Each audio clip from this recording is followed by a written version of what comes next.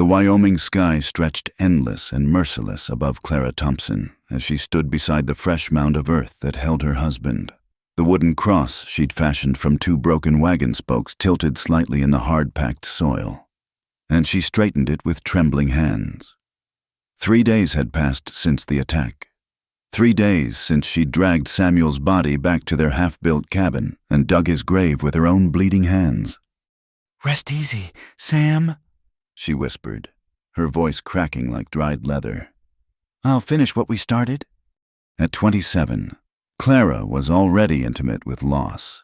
The consumption had taken her parents back in Ohio, and now the frontier had claimed her husband, but she was Thompson stock through and through, stubborn as a mule and twice as determined. The 160 acres of Wyoming Territory land grant wouldn't work itself, and she'd be hanged before she'd crawl back east in defeat.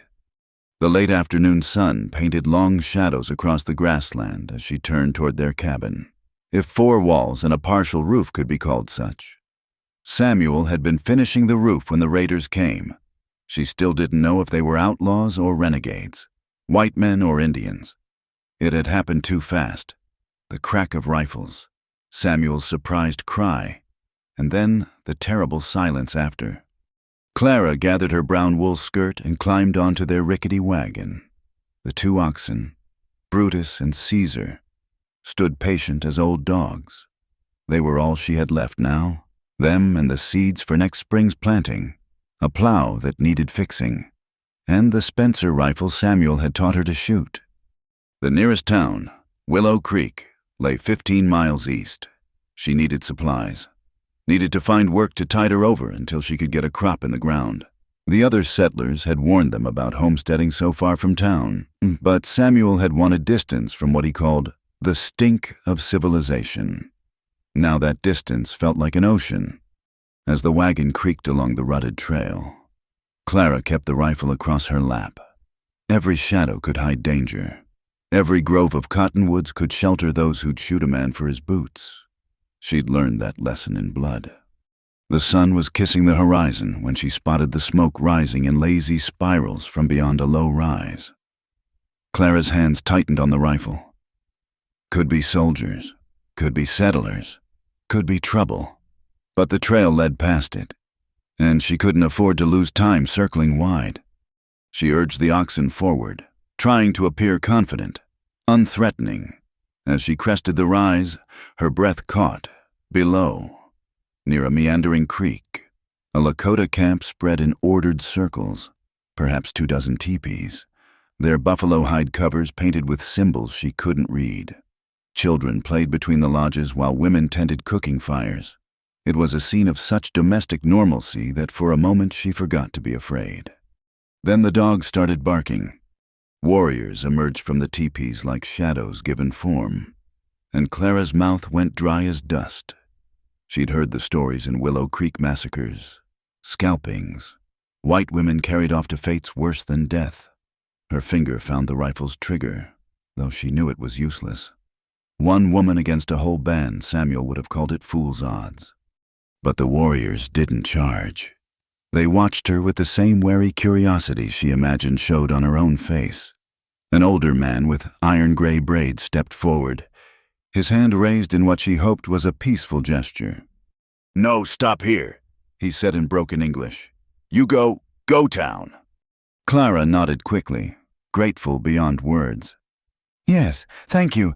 I mean no harm." She was about to snap the reins when movement caught her eye. A younger warrior had emerged from one of the teepees, and something about the way he moved, fluid, confident, dangerous, made her pulse quicken. He was perhaps 30, with sharp cheekbones and eyes dark as winter nights. Unlike some of the others, he wore no war paint, just simple buckskins and a single eagle feather in his long black hair. Their eyes met across the distance, and Clara felt something pass between them. Not attraction exactly, but recognition, as if they'd both looked into the same abyss and lived to tell of it. Then the moment broke, and she urged the oxen forward, not daring to look back. She reached Willow Creek as full dark fell, the town's scattered lights a welcome sight after the vast emptiness of the plains. The main street was mostly quiet, though piano music and rough laughter spilled from the Lucky Dollar Saloon. Clara guided her wagon to Murphy's General Store, grateful to find the proprietor still tallying accounts by lamplight. Mrs. Thompson. Josiah Murphy's round face creased with concern. Heard about Samuel. Terrible business. Just terrible. Thank you, Mr. Murphy. Clara kept her voice steady. She'd learned that showing weakness in a frontier town was like bleeding in shark waters. I need supplies. And work, if you know of any. Ooh. Murphy's expression grew uncomfortable. Work's scarce for women, accepting work you wouldn't be interested in. Might try the Weatherby Ranch. Heard tell, Mrs. Weatherby needs help with the washing. Clara nodded, though her heart sank. Washing for ranch hands would barely keep her fed, let alone help her buy what she needed for the homestead. But it was better than the alternative that Murphy was too polite to mention, the rooms above the Lucky Dollar where women earned their keep on their backs. She purchased what she could afford: flour, salt, ammunition for the Spencer, and a few precious nails. Loading the supplies, she became aware of eyes upon her. 3 men had emerged from the saloon and stood watching her with the focused attention of coyotes eyeing a lame rabbit. Well, the widow Thompson. The speaker was a man she'd recognized. Jack Curry, who ran cattle on land adjacent to theirs. He'd made no secret of wanting their water rights. All alone in the world now, ain't you? Good evening, Mr. Curry. Clara kept loading, though her hands trembled slightly. Shame about Sam. Man shouldn't take a woman so far from town. Unnatural, if you ask me. Curry stepped closer, his breath sour with whiskey. Course, a smart woman might see the sense in selling up. I'd give you a fair price. The land's not for sale. Everything's for sale. Honey, just a matter of price. His hand touched her elbow, and Clara jerked away. I said no. Curry's face darkened. Pride goes before a fall. Mrs. Thompson, you do well to remember that. Before she could respond, another voice cut through the tension. The lady said no, Curry. Sheriff Adams stepped out of the shadows, his badge glinting in the lamplight. He was a tall man, lean as a whip, with pale eyes that never seemed to blink. Clara had met him once before when she and Samuel had first come to town. This ain't your concern, Sheriff. Curry growled. Everything in my town is my concern. Adams's voice was soft, but there was steel beneath it. Move along, boys. Curry spat tobacco juice near Clara's boots, but backed away. This ain't over, he muttered before melting back into the night with his companions. Thank you, Sheriff, Clara said, though something about Adam's steady gaze made her nearly as uncomfortable as Curry's aggression. Think nothing of it. Can't have men harassing widows in my town. He stepped closer, and Clara caught the scent of bay rum and leather. Though Curry has a point, the frontier's no place for a woman alone. You need protection. I can protect myself. Adam smiled, but it didn't reach those pale eyes. I'm sure you believe that, but believing don't make it so. He touched the brim of his hat. You'll be staying at the boarding house tonight? Yes. Good. I'll check on you in the morning. Make sure you get to the Weatherby place safe. It wasn't a question, and Clara didn't argue. She'd learned to pick her battles. And Sheriff Adams, for all his helpfulness, wasn't a man to cross. The boarding house was a 2-story frame building that had seen better days. Mrs. Kowalski, the elderly widow who ran it, clucked over Clara like a mother hen, insisting she take supper even though Clara protested she wasn't hungry. You eat, the old woman commanded in her thick Polish accent. Grief is hungry work. I know this. The stew was thin but hot, and Clara found herself eating despite the knot in her stomach. Around her, the boarding house's other residents, traveling salesmen, a surveyor, Two women whose painted faces marked their profession ate in relative silence. Later, alone in a narrow room that smelled of old wood and older dreams, Clara sat on the thin mattress and counted her remaining money. Even with work at the Weatherby Ranch, she'd be cutting it close. One bad turn, illness, injury, another raid, and she'd lose everything. She thought of Samuel, of the dreams they'd shared. A house full of children, crops waving in the summer wind. A life built by their own hands on their own land. The dream seemed as distant now as the stars glimpsed through her small window. And, unbidden, she thought of the warrior by the creek, of that moment of strange recognition. She pushed the thought away. She had no business thinking of any man, let alone a Lakota warrior. The divide between their peoples was written in blood and measured in graves. Whatever she'd imagined in that brief exchange was just the fancy of a grief-stricken mind. Tomorrow she'd go to the Weatherby Ranch. She'd work until her hands bled if necessary. She'd prove them all wrong. Curry, Adams, everyone who said a woman couldn't make it alone on the frontier. But as sleep finally took her, she dreamed not of Samuel or the homestead, but of dark eyes that had looked into the same abyss and understood. The Wyoming wind howled outside, carrying the scent of sage and the promise of storms to come. Somewhere in the darkness, coyotes sang their lonesome songs, and Clara Thompson, alone in a narrow bed in a frontier town, began the long journey that would test everything she thought she knew about strength, survival, and the boundaries of the human heart. The Weatherby Ranch sprawled across the valley like a small kingdom, its buildings clustered around a main house that spoke of prosperity and permanence.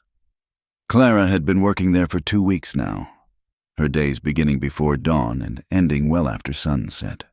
Her hands, once soft enough to play piano back in Ohio, were now raw from lye soap and washboards.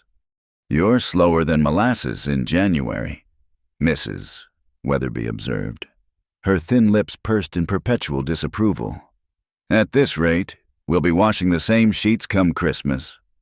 Clara bit back a retort and plunged another shirt into the steaming water. The pay was barely enough to buy flour and salt, but it was honest work, and she needed every penny. The other washerwoman, a Mexican girl named Rosa, shot her a sympathetic look. "Don't mind her," Rosa whispered when Mrs. Weatherby stalked off to terrorize the kitchen staff. "She's sour as vinegar since Mr. Weatherby took up with that saloon girl in town." The gossip meant nothing to Clara. She had bigger concerns, like the fact that she'd need to return to her homestead soon to tend to what livestock remained. The thought of that lonely cabin made her stomach clench. But land left untended was land lost, and she'd sworn on Samuel's grave she wouldn't give up. It was late afternoon when she finally finished the day's washing. Her back screamed as she straightened, and her feet felt like 2 blocks of pain. The walk to town would take an hour, and then she'd need to arrange for supplies before the stores closed. "You heading to town?" Rosa asked, wringing out her own apron. "Maybe we walk together, safety in numbers." "No." Clara nodded gratefully. The girl's chatter would help pass the time. And Rosa was right. 2 women were safer than one on the open road. They'd barely gone a mile when the sound of hoofbeats made them both freeze. Clara's hand went to the small pistol she'd taken to carrying in her apron pocket, a Derringer that Samuel had given her for their anniversary. It wouldn't stop determined attackers, but it was better than nothing. 4 riders appeared over a rise, moving fast. Clara's heart sank as she recognized them, the same men who'd bothered her in town, with Jack Curry at their head. They reined in hard, horses dancing and kicking up dust. Well, Mrs. Thompson." Curry's smile was all teeth and no warmth. "And the little pepper pot, out for an evening stroll?" "Just heading to town. Mr. Curry." Clara kept her voice steady, though her pulse hammered in her throat. "Long walk for ladies. Dangerous, too. Heard there's been Indian trouble north of here." He leaned forward in his saddle, close enough that Clara could smell the whiskey sweat. "Why don't you let us give you a ride? Neighborly thing to do." "We're fine walking. Thank you." Curry's expression darkened. You're too proud by half, woman. That's what got your husband killed, pride and stupidity. The words hit like a slap, and Clara's temper flared. Don't you dare speak of my husband. Or what? Curry swung down from his horse, and his men followed suit. You'll shoot me with that toy gun in your pocket. Go ahead. Give me an excuse. Rosa whimpered and stepped behind Clara, who stood her ground, though every instinct screamed at her to run. Running would only excite them, like dogs chasing rabbits. Please, just leave us be, Clara said, hating how her voice shook. Curry reached out, his hand closing on her arm with bruising force. I tried being nice. Tried to buy you out fair and square, but you had to be difficult. He yanked her closer. Maybe it's time someone taught you some manners. Clara's free hand found the derringer, but before she could draw it, something whistled through the air. An arrow sprouted from the ground inches from Curry's boot, its shaft still quivering. Everyone froze. Then, like ghosts materializing from the very air, 5 Lakota warriors appeared on the ridgeline above them. Clara's breath caught as she recognized the one in the center, the same warrior she'd seen at the camp, the one with eyes like winter nights. He sat his painted pony with casual grace, another arrow already knocked to his bow. When he spoke, his voice carried clearly across the distance. Let women go. Curry released Clara's arm, his hand moving to his gun. This ain't your business, Redskin. The warrior's expression didn't change, but something dangerous flickered in his eyes. I make my business. You go now. 5 against 4, one of Curry's men muttered, and they got the high ground. Curry's jaw worked like he was chewing something bitter. Finally, he stepped back. This ain't over, he told Clara. Not by a long shot. He mounted his horse with sharp, angry movements. And you just made a big mistake, throwing in with savages. They rode off in a cloud of dust and curses. Clara stood frozen, unsure whether she'd been saved or had fallen into worse danger. The warriors remained motionless on the ridge, watching. Finally, the one who'd spoken urged his pony down the slope, up close. Clara could see the scar that ran along his jaw, the way his hands held the bow with practiced ease. His English, when he spoke again, was careful but clear. You are the woman from the wagon, a lone woman. It wasn't a question. Clara nodded, acutely aware of Rosa trembling behind her. Those men will come back, he said. Not today, but soon. I know. Clara's voice came out steadier than she felt. Thank you for helping us. Something that might have been amusement flickered across his features. You have brave heart, stupid maybe, but brave. Despite everything, Clara felt her lips twitch. I've been told that before.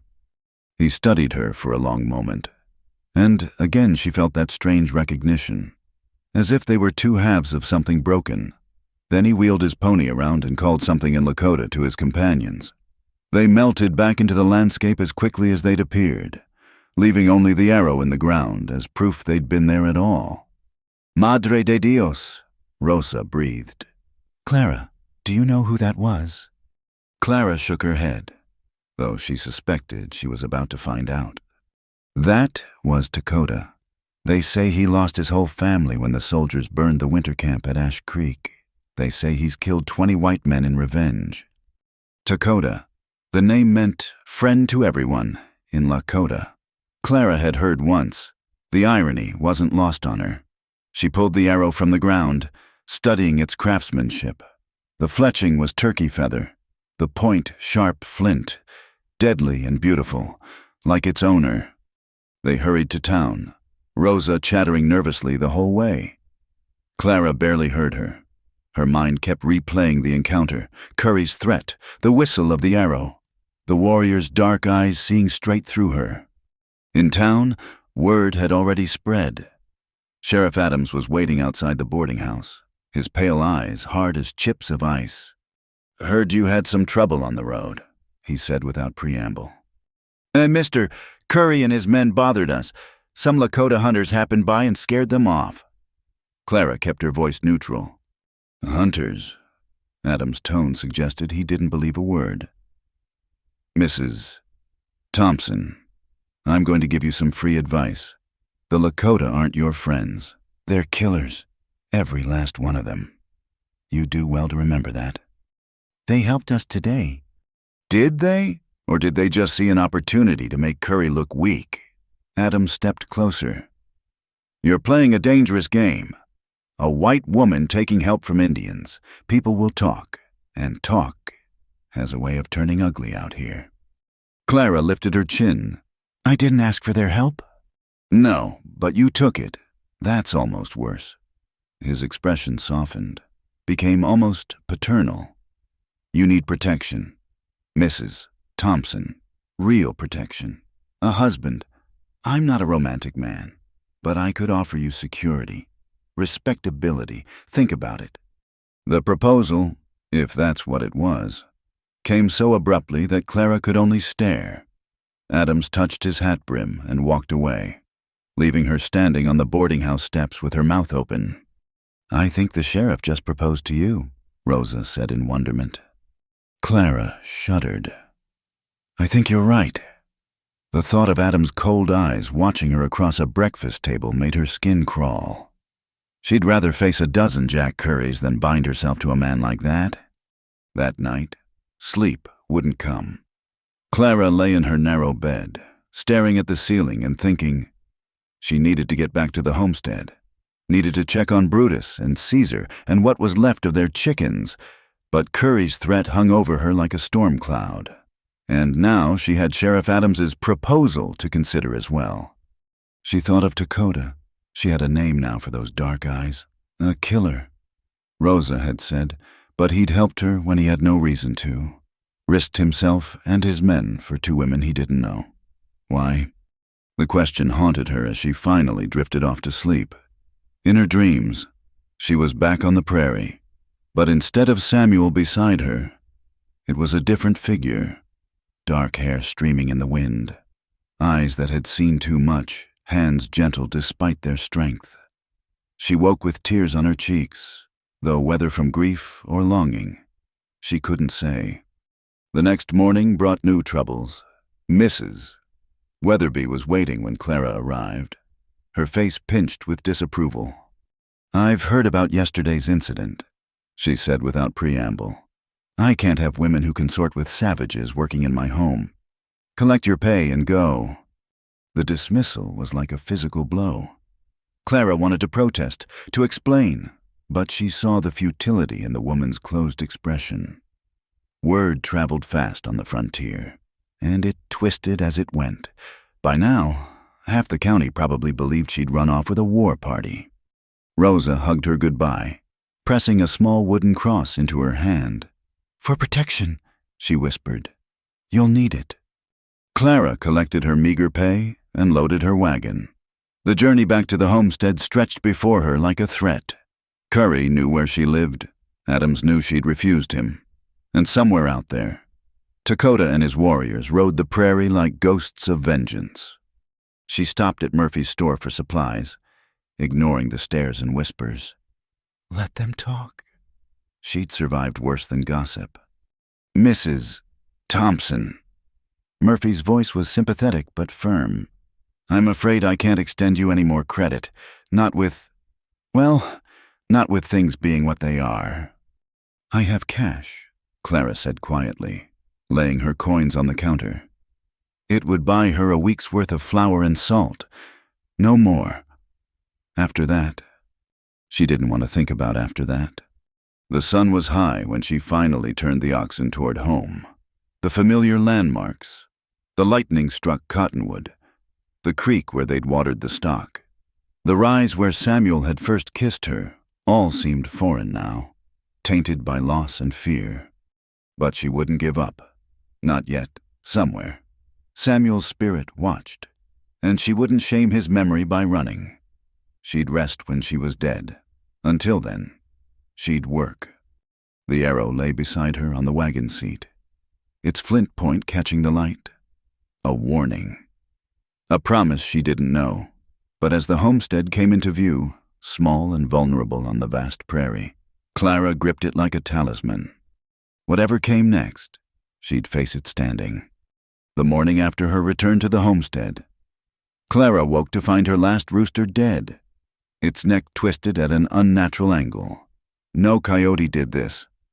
The kill was too clean, too deliberate. A message from Curry, most likely. She buried the bird beside the chicken coop and tried not to think about how silent the farm would be without its crow. By noon, clouds had gathered on the horizon, purple-black and ominous. Clara rushed to secure what she could, herding Brutus and Caesar into the lean-to that served as a barn, covering the seed stores with canvas, checking the cabin's patched roof. The wind picked up, carrying the electric smell of coming rain. She was struggling to close the barn door against the wind when she heard horses.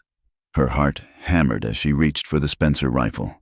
But instead of Curry's gang, she saw a small group of Lakota, maybe 7 or 8, moving slowly across her land.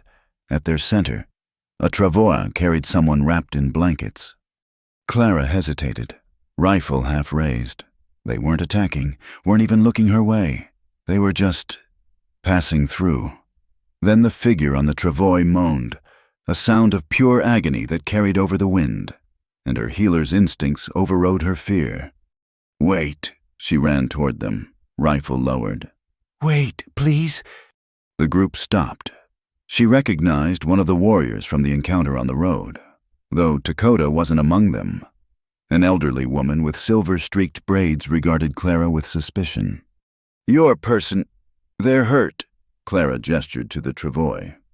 The old woman said something in Lakota, sharp and dismissive. But then the blankets shifted, and Clara saw the patient. A young woman, perhaps 16, her face gray with pain and blood loss. A makeshift bandage around her thigh was soaked crimson. I can help, Clara said urgently. I've done some doctoring. Please. The warriors exchanged looks, clearly divided. Finally, the old woman nodded shortly. They carried the injured girl into Clara's cabin just as the first fat raindrops began to fall. In the lamplight, Clara could see the wound clearly, a bullet hole, infected and angry-looking. The girl was burning with fever, muttering deliriously in Lakota. "Bullet's still in there," Clara said, knowing they probably didn't understand. She pantomimed, digging something out. "I need to remove it, or she'll die." The old woman watched with hawk eyes as Clara gathered what supplies she had. The bottle of whiskey she'd hidden from Samuel, clean rags, a hunting knife she'd sterilized in the fire. It wasn't much, but it would have to do. "Hold her," Clara instructed, guiding their hands to the girl's shoulders and legs.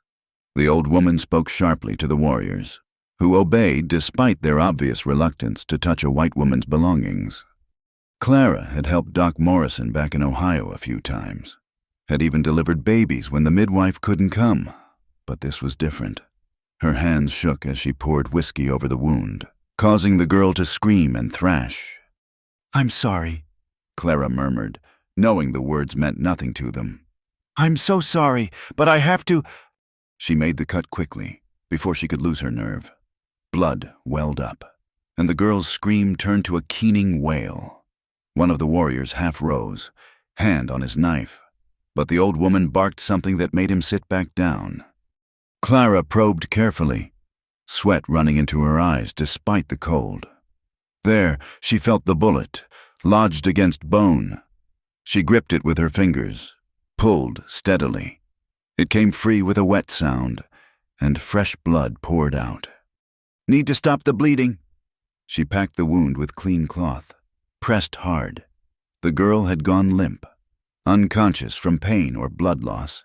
"Keep pressure here," she showed the old woman, who took over with surprisingly gentle hands. They worked in silence after that. Clara stitching the wound with thread meant for mending clothes, the old woman mixing some kind of poultice from herbs in her medicine bag. Outside, the storm raged, turning the afternoon dark as evening. When it was done, the girl's breathing seemed easier, her color less deathly. Clara slumped back, exhausted. The old woman studied her for a long moment, then spoke in accented but clear English. You are alone here? Clara nodded, too tired to lie. Why you help we are enemy to your people? She's just a girl, Clara said simply. I couldn't let her die. The old woman's expression softened almost imperceptibly. I am Winona. She is my granddaughter, Mika. The soldiers shot her when she was gathering berries. Just gathering berries. Her voice turned bitter. This is what your people do? Clara had no answer to that. She'd heard the stories from both sides. Indian raids on settlers, cavalry attacks on villages. Each atrocity justified by the last, an endless cycle of blood and vengeance. She can't be moved tonight, Clara said. The storm, and she needs rest. You can all stay here. It was a risk. She knew. If anyone found out she'd sheltered Lakota in her home, especially wounded Lakota that soldiers had shot. But she looked at the girl's young face and knew she couldn't do otherwise. The warriors made camp in her barn. While Winona stayed with Mika in the cabin, Clara gave up her bed to the injured girl, making herself a pallet by the fire. She dozed fitfully, waking every time Mika stirred or cried out. Sometime near dawn, she woke to find Winona sitting beside her, holding out a cup of something that steamed and smelled of herbs. Drink, the old woman commanded. You are tired. This will help. The tea was bitter but soothing. They sat in companionable silence, listening to the dying storm and Mika's steadier breathing. You have lost someone, Winona said. It wasn't a question. My husband, 3 weeks ago. I see his spirit here. He worries for you. Clara's throat tightened. I promised him I'd keep the farm going. The dead want many things. Not all can be given. Winona studied her shrewdly. You have seen Dakota. Clara started. Yes, he helped me on the road. The sound could have meant anything. He is my nephew, a good man, but angry.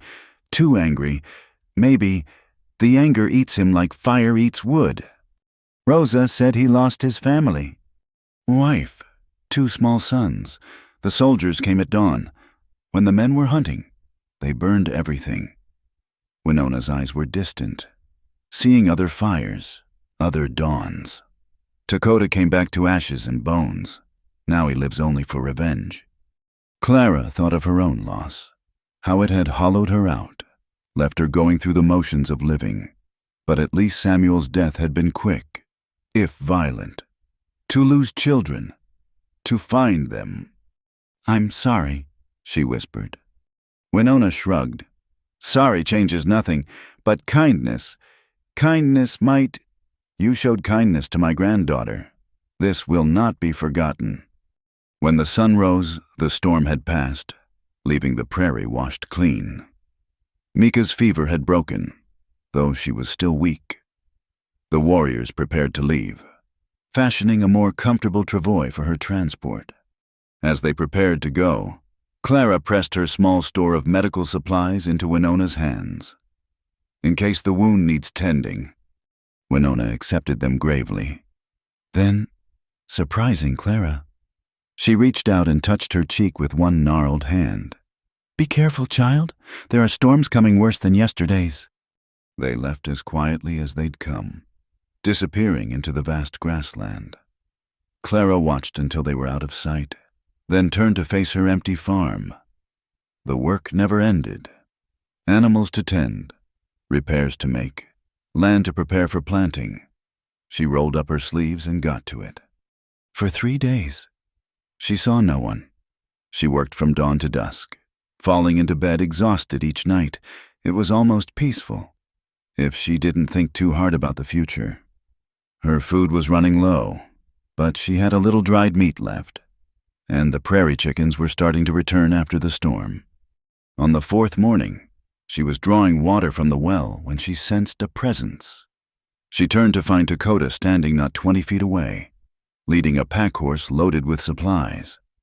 Her hand went to the rifle leaning against the well, but he held up both hands, showing they were empty.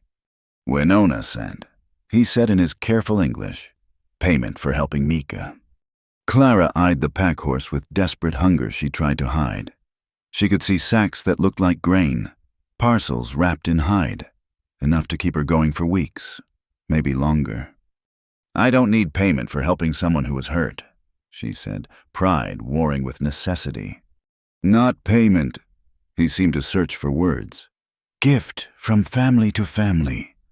The words hung between them, laden with meaning she didn't quite grasp. Dakota began unloading the supplies, stacking them neatly by her door. Clara watched, torn between gratitude and uncertainty. Why? She finally asked. Your people and mine are enemies. He paused in his work, considering, are you my enemy? No. Then we are not enemies. He resumed unloading. Winona says you are alone. This is not good. Prairie is hungry place for one person. I'm managing. He made that sound that might have been amusement. You are proud, like warrior, but even warrior needs tribe.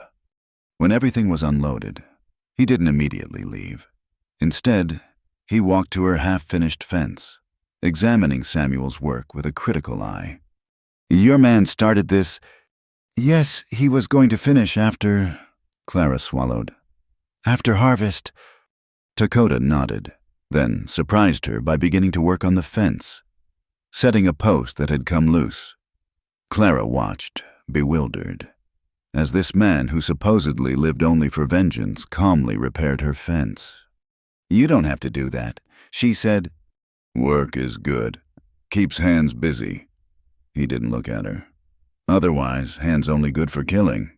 She heard the weight in those words, the burden he carried. Without thinking, she brought him water from the well. He accepted it with a nod, and they worked in silence after that. Him on the fence, her sorting the supplies he'd brought. As the sun reached its zenith, he finally stopped.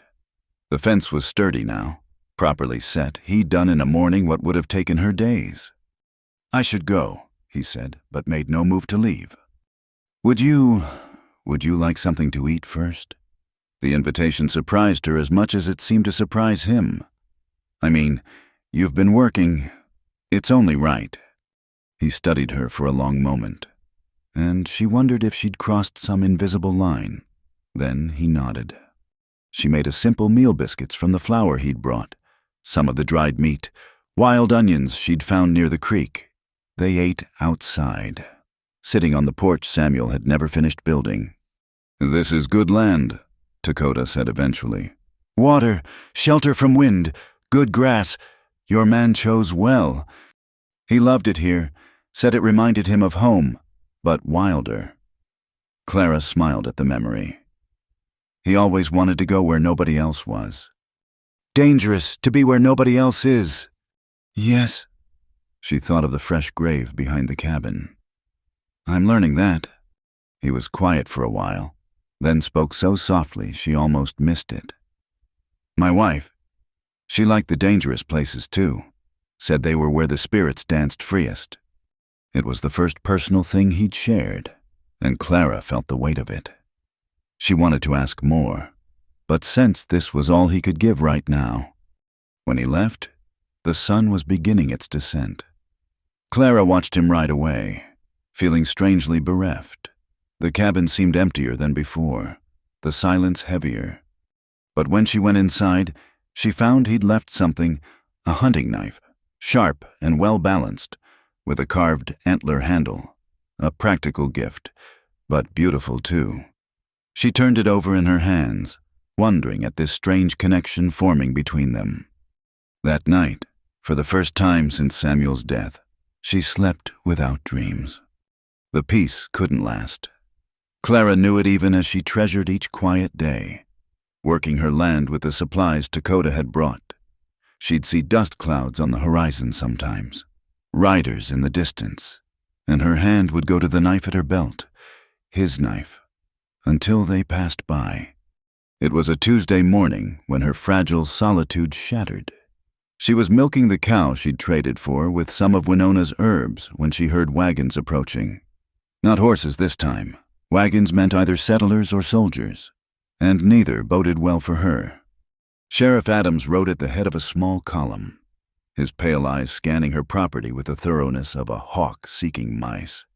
Behind him came 2 wagons of armed men, including Jack Curry and his crew. Clara's stomach clenched as she stood, pail in hand, trying to appear calm. Mrs. Thompson. Adams touched his hat brim in that mockery of politeness. We've had reports of Indian activity in this area. Thought we'd best check on our, isolated settlers. I've seen no trouble. Sheriff. The lie came smoothly, though her heart hammered. Curry spat tobacco juice near her feet. That's funny, considering Tom Briggs saw savages riding away from your place not 5 days past. Clara kept her face neutral. Some Lakota passed through. They watered their horses at the creek and moved on. That's hardly unusual. What's unusual, Adams said slowly, is finding this near your property line. He held up an arrow, not just any arrow, but one with the distinctive fletching she'd come to recognize as Dakota's work. This was in Matt Hensley's barn door, along with a warning to stop grazing his cattle on Indian lands. I don't know anything about that. Don't you? Adams dismounted, walking closer. His men spread out, and Clara realized with growing alarm that they were searching her property. Because it seems mighty coincidental. You refuse Curry's offer to buy your land. You refuse my protection. And suddenly the Indians are getting bold, threatening honest ranchers. Hey, Sheriff, one of the men emerged from her barn. Found Indian pony tracks, fresh ones, and this. He held up a leather pouch, one of the supply bundles Dakota had brought. Adams's smile was cold as winter wind. Storing goods for your Indian friends, Mrs. Thompson, that's aiding and abetting enemies of the United States. They're not my friends, Clara protested. An old woman treated me for female troubles. She paid with supplies, that's all. Female troubles. Adams's tone dripped skepticism. How convenient. And I suppose you have witnesses to this medical visit. Clara's silence was answer enough. Here's what's going to happen, Adams said. You're coming to town with us. There'll be a proper inquiry into your activities. If you've been consorting with hostiles, you can't arrest me for accepting payment for medical help. I can arrest you for whatever I deem necessary to keep the peace. His hand rested on his pistol. Now, you can come quietly, or we can do this the hard way. Your choice. Clara looked around at the circle of hard faces. Even if she reached the rifle propped by the door, she'd never get a shot off. And running would only make her look guilty. Let me pack a few things, she said quietly. Curry, go with her. Make sure she doesn't try anything clever. Curry's presence in her home felt like a violation. He watched with hungry eyes as she gathered a change of clothes, counting the coins in her money tin. Shame to let this place sit empty, he mused. Course, if you were to reconsider selling, I'll die before I sell to you. His face darkened. That can be arranged. The ride to town felt like a funeral procession. Clara sat in the back of a wagon, wrists bound for safety. Adams had said. The men talked and laughed, already dividing up her land in their minds. She kept her head high, but inside, despair gnawed at her bones. This was how they'd break her, not with bullets, but with the laws twisted to serve their purposes. Willow Creek's jail was a squat building of stone and iron, built to hold drunk cowboys and the occasional horse thief. Clara had never imagined she'd see it from the inside. The cell was small, with a narrow cot and a bucket that served as a privy. The barred window looked out on the gallows where they hanged men for stealing horses. The circuit judge comes through next week. Adams informed her, until then, you'll be our guest. I'll have Mrs. Kowalski bring you meals. What exactly am I charged with? Conspiracy with hostile Indians, possibly treason. He leaned against the bars. Of course, these charges could disappear. You're a widow, confused, grieving. Anyone could understand how you might make poor choices.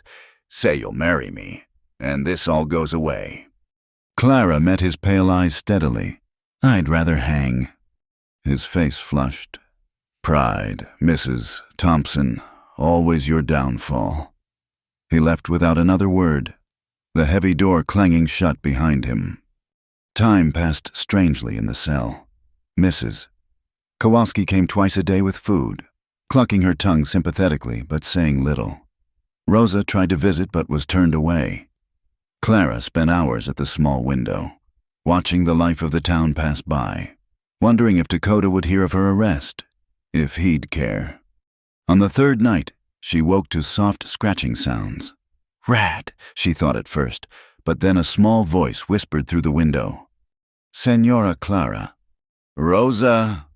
Clara scrambled to the window, standing on the cot to see out. Rosa's face appeared in the darkness, tear-streaked and frightened. "I bring message," Rosa whispered.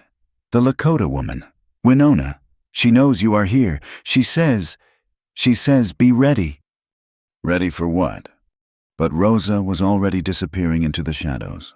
Clara lay back down, heart racing. Be ready. For rescue, for death, she didn't know. But she spent the rest of the night alert, listening for any unusual sound. Dawn came without incident. Mrs. Kowalski brought breakfast, thin porridge and bitter coffee. But as Clara ate, she noticed the old woman's hands shaking more than usual. "There is trouble coming," Mrs. Kowalski murmured in her thick accent. "Sheriff is gathering men. They say the Indians plan attack." Clara's blood ran cold. If Dakota tried to rescue her, it would be a massacre.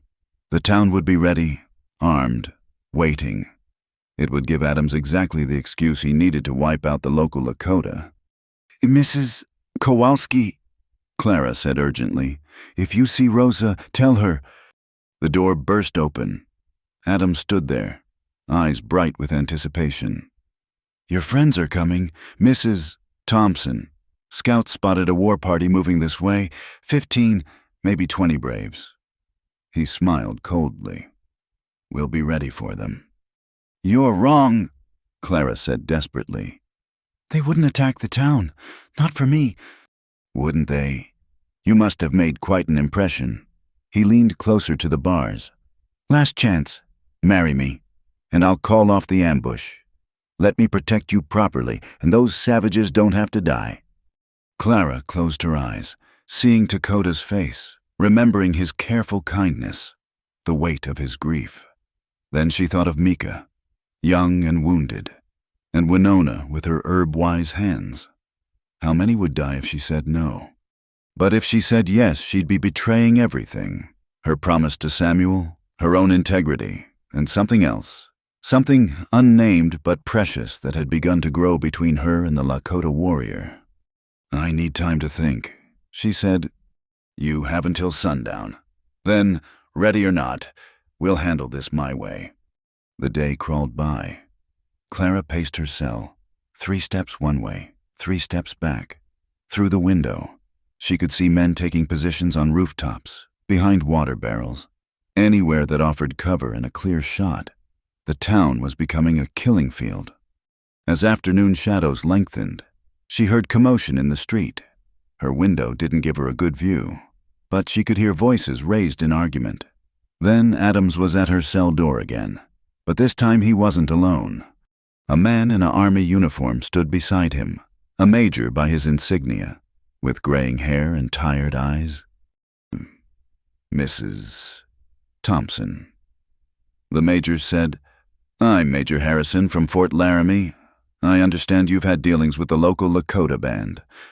"I treated an injured girl, that's all."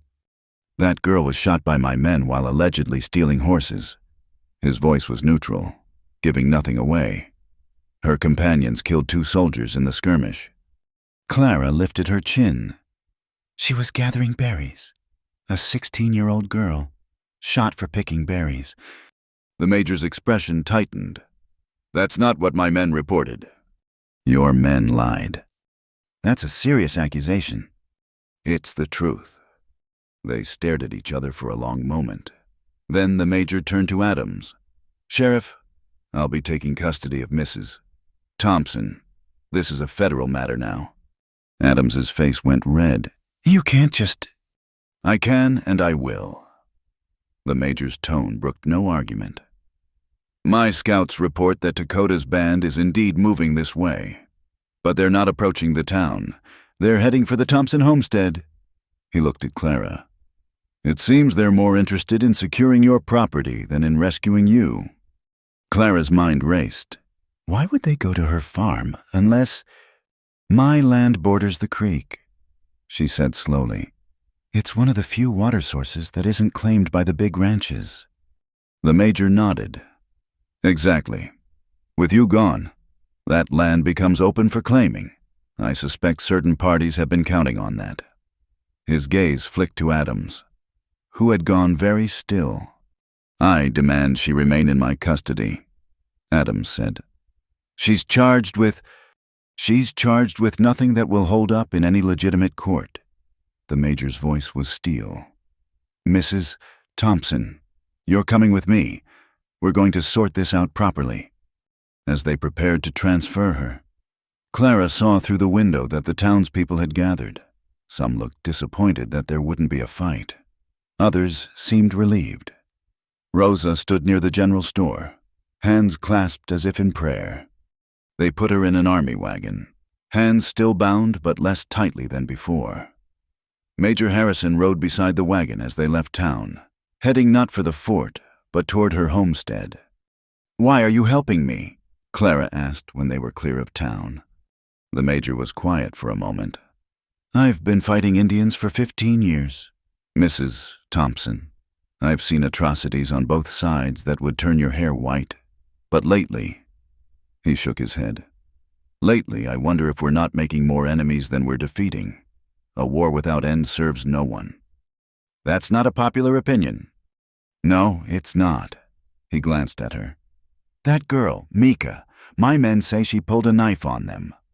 Did your men say what they were doing when she pulled the knife? The major's jaw tightened, and Clara knew he understood more than he was saying. As they neared her property, Clara could see riders in the distance, Lakota warriors, watching their approach. Her heart leaped when she recognized Dakota among them, mounted on his painted pony. The two groups met at the border of her land, tension thick as summer honey. Dakota's eyes went immediately to Clara, checking for injury, and she tried to convey with her expression that she was all right. Major Harrison raised his hand in greeting. Dakota, we need to talk. Talk? Dakota's voice was flat. White man's talk is wind. Maybe, but this white woman treated your wounded. That ought to count for something. They dismounted, the major gesturing for his men to stay back. He cut Clara's bonds himself, helping her down from the wagon. She rubbed her chafed wrists, uncertain what was happening. Here's my proposal, the major said. Mrs. Thompson returns to her land. She farms it as she sees fit. Your people can water here, pass through as needed. In exchange, you stop the raids on the ranches. Ranches steal our land, Dakota said. I know. And that's a bigger problem than I can solve today. But I can solve this problem. He gestured to Clara. She's shown kindness to your people. Are you going to let that kindness be punished? Dakota was silent, his dark eyes moving between Clara and the major. Finally, he spoke in Lakota to his companions. One of them argued back, gesturing angrily. But Dakota cut him off with a sharp word. We take this piece, he said finally. For now. But if ranchers break it, then we'll deal with that when it happens. The major looked tired. I'm not naive. Dakota, this isn't a solution. It's just a pause.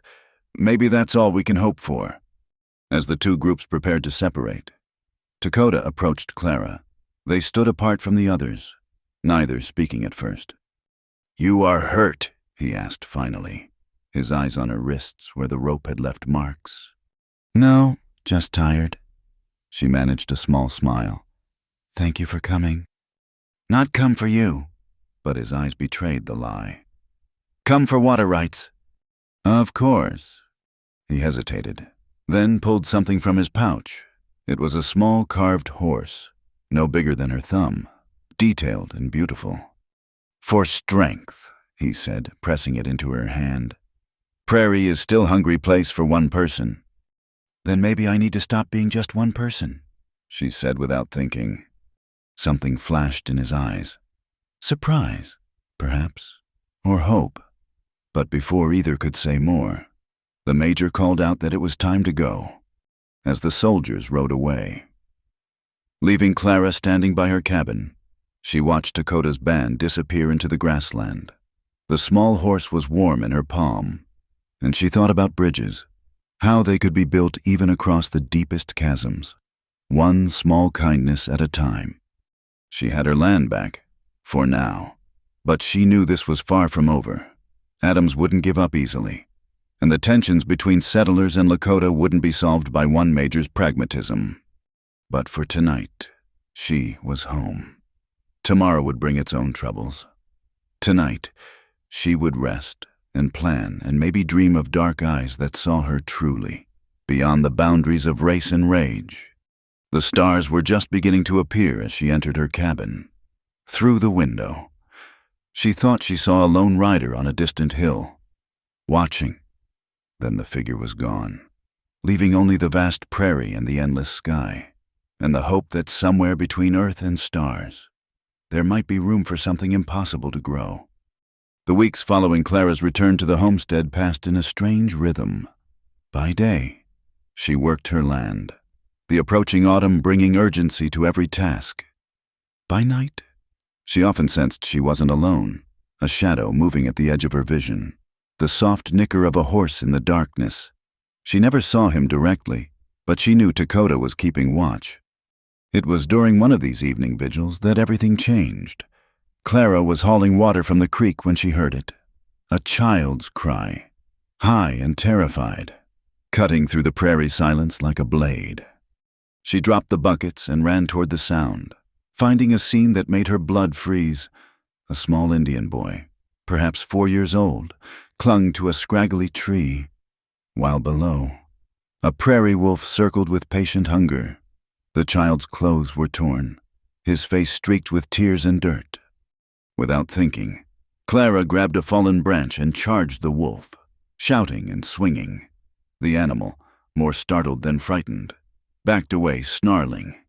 She positioned herself between the wolf and the tree, branch raised like a club.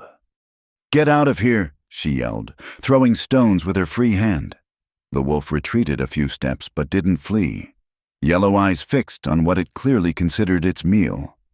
That's when Dakota appeared, bow drawn, moving with that liquid grace she'd come to recognize. One arrow, perfectly placed, and the wolf crumpled. He was beside her in seconds, speaking rapid Lakota to the child in the tree.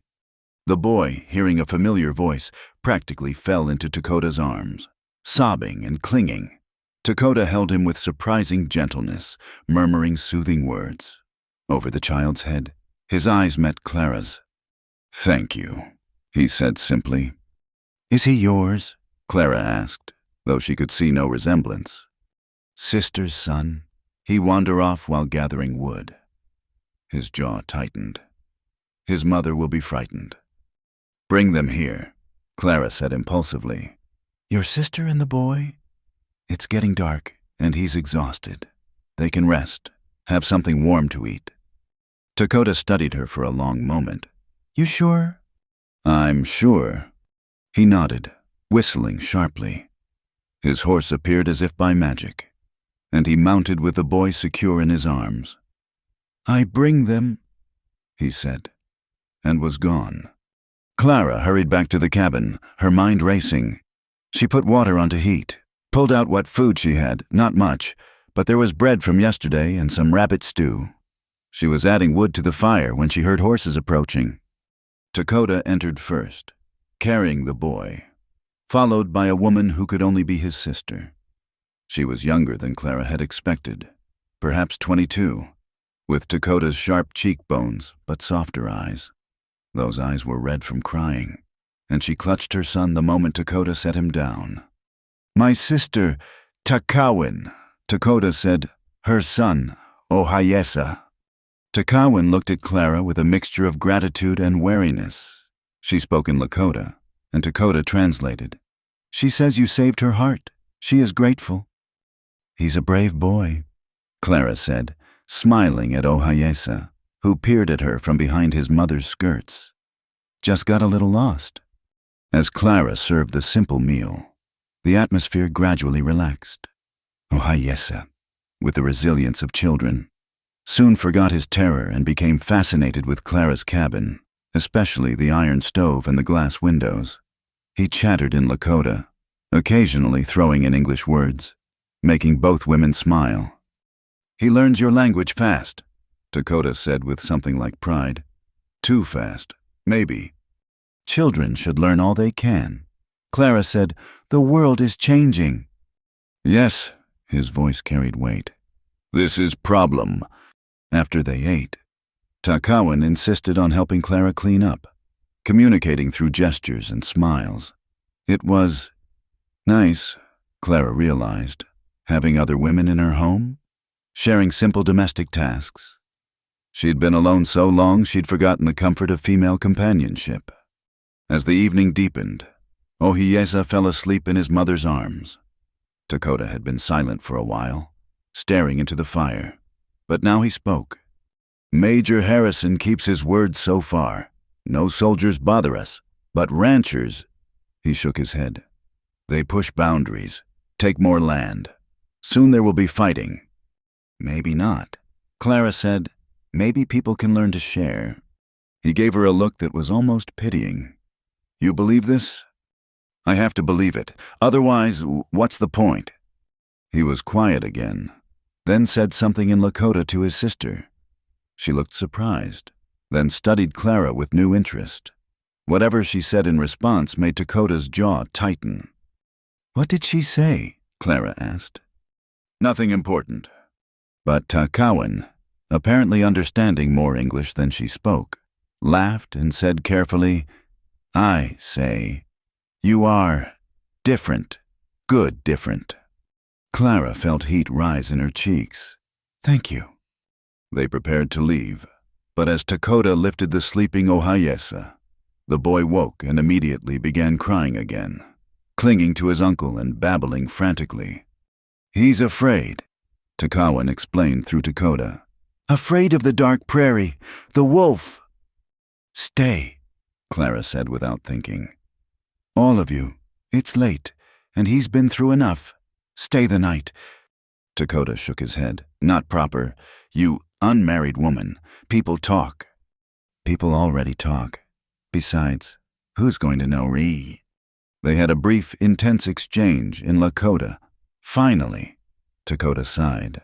"One night, we leave at dawn." Clara gave up her bed to Takawin and Ohayesa, making pallets by the fire for herself and Dakota. It should have been awkward, but somehow it wasn't. The cabin felt full in a way it hadn't since Samuel's death, full of life and warmth and possibility. As the fire burned low, Clara found herself unable to sleep. She was intensely aware of Dakota's presence just feet away, could hear his breathing in the darkness. "Finally," she whispered. "Are you awake?" "Yes." "Tell me about her, your wife." The silence stretched so long she thought he wouldn't answer. Then, quietly, "Her name was Wagnuka, means sweet grass. She smelled like it always. Sweet grass and sage, made best pemmican in tribe, laughed at everything, even my bad jokes." Clara smiled in the darkness. "She sounds wonderful." "She was. Boys were like her, happy, always laughing. Even when hungry, even when cold, they found joy." His voice roughened. "I couldn't protect them. It wasn't your fault. I was hunting, providing, man's job. But I should have known, should have seen signs." Clara turned on her side, able to make out his profile in the dying firelight. "We all have things we think we should have done differently. I should have gone to town with Samuel that day, should have insisted, but I stayed home to do laundry. She laughed bitterly. Laundry? Not your fault either. I know, but knowing and feeling are different things. Yes. They lay in companionable silence, the weight of shared loss connecting them. Finally. Dakota spoke again. Why you not go back east, have family there? No family left, and I made a promise. To Samuel, to myself. This land was our dream. I won't abandon it. Stubborn. Yes. Good. Prairie breaks those who are not stubborn. In the morning, Clara woke to find Taquin already up, making breakfast with supplies from her own pack. The domestic scene, a woman cooking, a child playing, a man tending the fire, made Clara's chest tight with longing. After they ate, as they prepared to leave, Ohiesa ran to Clara and hugged her legs, chattering excitedly. Takawin smiled and translated through Dakota. He says you are brave wolf fighter. Wants to know if you teach him. Clara knelt to the boy's level. Tell him he's already brave, but if his mother allows, he can visit and I'll teach him letters. Dakota translated, and Ohiesa's face lit up. He ran to his mother, clearly begging. Takawin looked uncertain, glancing between Clara and her brother. It would be good, Clara said quietly, for him to learn, for all of us to learn. And so it began, a careful friendship that grew with each visit. Takawin would bring Ohiesa every few days, and Clara would teach him simple English words while Takawin taught her Lakota phrases in return. Sometimes Dakota came too, working on repairs around the homestead while the women talked and the boy played. It was during one of these visits, as autumn painted the prairie gold and russet, that everything shifted. Clara was showing Ohiesa how to write his name when she noticed Dakota watching them with an expression she'd never seen before, soft and wondering and full of pain. What is it? She asked. He shook his head, turning away. But Takawin said something sharp in Lakota, and he stopped. The siblings had a rapid exchange that ended with Takawin taking Ohiesa outside, leaving Clara and Dakota alone. My sister says I am fool, he said finally. Why? Because He stopped, started again. You know what you do, you make me remember. Remember what? That life is more than death, more than revenge. He turned to face her fully. I swore on their graves I would live only to kill enemies. But you make me think of other things, growing things, building things, living things. Clara's heart hammered in her chest. Is that bad? I don't know. He stepped closer. Is wrong? Maybe. You are white woman. I am Lakota. Our peoples kill each other.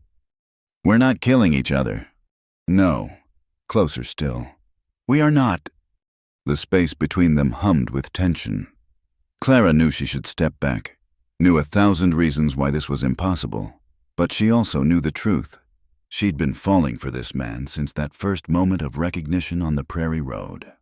Clara, he said, her name strange and beautiful in his accent. You should tell me go, tell me stay away. I should, she agreed, but I won't. He reached out slowly, giving her time to pull away, and touched her face. His hand was calloused from weapons and work, but gentle as butterfly wings. You're beautiful, he said simply, not just face, spirit, heart, beautiful. Tears stung her eyes. Dakota! I know, impossible, but knowing changes nothing. His thumb traced her cheekbone. I am tired of fighting, tired of hating. When I'm here with you, I remember who I was before the pain, maybe who I could be again. I can't replace her, Clara whispered. Your wife. I won't try. Not replace, never replace. He cupped her face in both hands now. But maybe heart has room for more than one love. Maybe that's how we honor the dead, by living. The kiss, when it came, was inevitable as sunrise. Soft at first, tentative, then deeper as walls crumbled and pretense fell away. Clara felt herself falling, flying, coming home all at once. When they finally pulled apart, both breathing hard. The world had changed. Every reason this was impossible still existed. The racial divide, the violence, the hatred on both sides. But against all that stood this moment, this connection, this fragile hope. "What do we do now?" Clara asked. Dakota smiled, and it transformed his face. Now we see, day by day, careful, like tracking deer, patient." "I can be patient."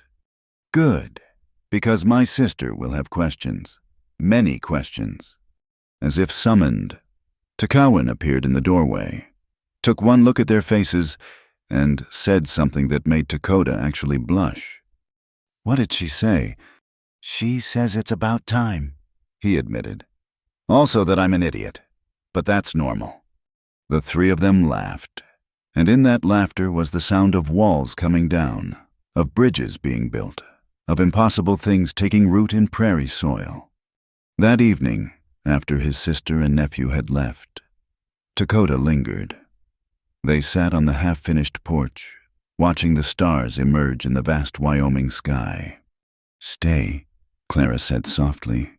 He looked at her, understanding all that single word implied. "You sure?" "I'm sure I'm tired of being alone, tired of being afraid." He stood, pulling her up with him. "Then I stay. Tonight, tomorrow, as long as you want." "Forever, then?" "Forever is big word. But, yes, we try for forever." Under the endless stars. Two people who should have been enemies chose instead to be lovers, friends, partners. It wouldn't be easy. Nothing on the frontier ever was. But as Clara led Dakota inside, as they chose each other despite everything that said they shouldn't, she knew they'd already won the most important battle. The battle against hate, against isolation, against the idea that love had borders. Tomorrow would bring challenges. But tonight, there was just this two hearts finding home in the most unlikely place, under stars that blessed the brave and the foolish alike. Winter came early that year, the first snow falling before the last leaves had dropped. Clara and Dakota had settled into a careful routine. He would arrive after dark, leave before dawn, maintaining the fiction that she lived alone. But the deception wore on them both, and Clara knew it couldn't last. It was a bitter morning in November when the fragile peace shattered.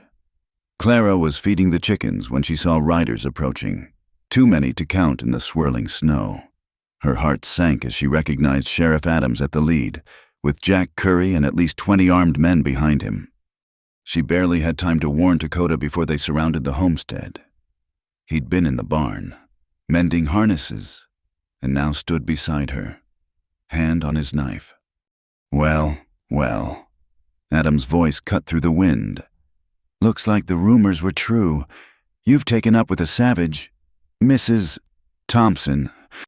"Get off my land," Clara said, though she knew it was useless. "Your land," Curry laughed. "Not for long. Sheriff's got papers. You're harboring a known hostile that voids your claim." Adams produced a document from his coat, signed by Judge Carter himself. "You've got 1 hour to gather your belongings and leave. Both of you." "You can't do this," Clara protested. Major Harrison's been transferred back east. Funny how that happens when certain people make enough noise in Washington." Adams smiled coldly.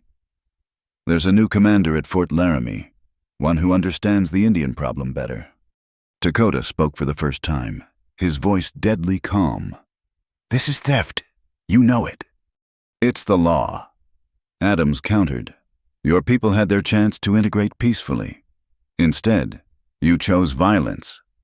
"What violence?" Clara demanded. "Dakota's done nothing but help me farm. 3 nights ago, the Briggs Ranch was hit, cattle stolen, barn burned. Tom Briggs is dead." Clara felt the blood drain from her face. "That's impossible. Dakota was here." She stopped, realizing her mistake too late. Adam's smile widened. Was he now all-night care to swear to that in court? Mrs. Thompson. Dakota touched her arm. It's trap, he said quietly. They know I didn't do it. Doesn't matter. Listen to your buck. Curry sneered. For once he's talking sense. The slur made Clara's temper flare. His name is Dakota, and he's worth 10 of you. Curry's face darkened, but Adams held up a hand. 1 hour, he repeated. After that, we'll remove you by force. They withdrew just far enough to watch the cabin. Clara and Dakota went inside, both knowing they were trapped. Through the window, they could see men positioning themselves, cutting off any escape route. You have to go, Clara said urgently. Get to your sister, your people. I'll be fine. No, his voice was flat. I don't leave you. Dakota, please, they'll kill you. Maybe, but I made promise, under stars. Remember, I stay. Clara felt tears burning her eyes. This is my fault. If I hadn't... He stopped her with a kiss, gentle despite the desperation of their situation. No fault, only choices. I choose you. Always choose you. They worked quickly, gathering what they could carry. Clara packed her few precious items. Her mother's Bible, Samuel's watch, the carved horse Dakota had given her. Outside, she could hear the men getting restless, eager for violence. There's something else, Dakota said suddenly. He went to the loose floorboard where Clara kept her money tin and pried it up further. Hidden beneath was a bundle wrapped in oilcloth. I put here last week, just in case. Inside were papers, land deeds, but not for her homestead, for a parcel of land in the Indian Territory, purchased in her name. How? She breathed. Winona has friend who married white man. Learn the laws. Indian can't own land, but white woman can. White woman married to Indian can live on reservation land. He met her eyes. It's not much, not like this, but it's something. Dakota. The tears came then, for his foresight, his hope in the face of hopelessness. A gunshot outside made them both freeze. Adams's voice carried through the cold air. Time's up, come out peaceful, or we come in shooting. Clara grabbed the Spencer rifle, and Dakota his bow.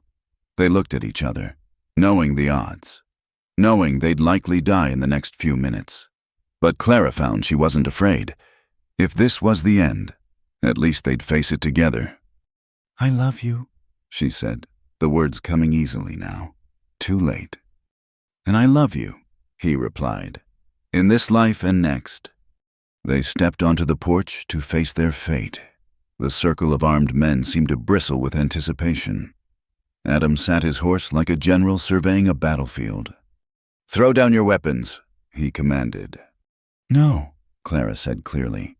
You want us out. You'll have to shoot us. Have it your way. Adams raised his hand, and 20 rifles swung up. Hold. The voice cracked like a whip across the snowy morning. Everyone turned to see a lone rider approaching fast, bent low over his horse's neck. As he got closer, Clara recognized Rosa's brother, Miguel, who worked at the telegraph office. Sheriff Miguel pulled up hard. His horse lathered despite the cold. Message from the governor urgent. Adams lowered his hand reluctantly. This better be important, boy. Miguel dismounted, handing over a yellow telegram with shaking hands. Adams read it, his face cycling through confusion, anger, and finally something like fear. What is it? Curry demanded. Adams crumpled the paper. Stand down, all of you. Lower your weapons. What you can't be. I said stand down. Adams's voice held an edge Clara had never heard. We're leaving. Now. Curry protested. Others grumbled. But something in Adams's face made them obey. Within minutes, the armed party was retreating, leaving Clara and Dakota standing stunned on their porch. Miguel lingered, grinning broadly. Rosa, she told me to watch for trouble. Been camping at the telegraph office for days. What did the message say? Clara asked. Don't know exact words, but something about federal investigation. Governor sending marshals. Looking into land fraud. Indian affairs violations. His grin widened. Oh, and Sheriff Adams is to cease all eviction activities immediately, pending investigation. Clara sagged against Dakota, relief making her knees weak. How? Who? Major Harrison. I think Rosa heard he didn't go quiet. Made noise in Washington about what's really happening out here. Miguel remounted his horse. You should be safe now. For a while. Anyway, after he left, Clara and Dakota stood in the swirling snow, hardly daring to believe the reprieve. Finally, Dakota spoke. It's not over. They'll find another way. I know. Clara looked up at him. But we have time now, to plan, to fight back legally. Or to run. He touched the papers still clutched in her hand. Indian territory. Not perfect, but away from here. Clara looked around the homestead, at the cabin Samuel had started, the graves on the hill, the land she'd fought so hard to keep. Then she looked at Dakota, really looked at him, saw not just the man she loved, but the future they could build together. Show me, she said finally. Show me this land you found. They went inside, spreading the papers on the table. The parcel wasn't large, but it had water, was near Winona's band, and, most importantly, would be theirs legally. Well, hers legally, but theirs in every way that mattered. We could build a trading post, Dakota said, tracing the boundaries. You have head for business. I know the trails, the peoples, bridge between worlds.